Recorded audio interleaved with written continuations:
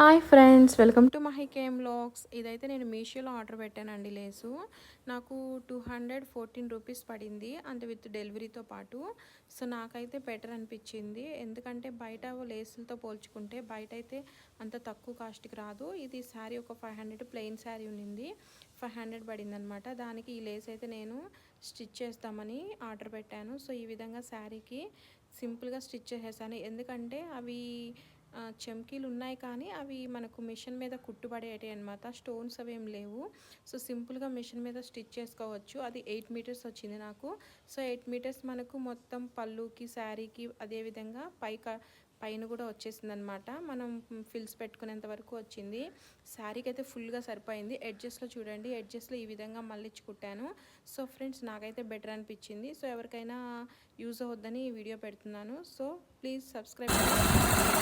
Thanks for watching.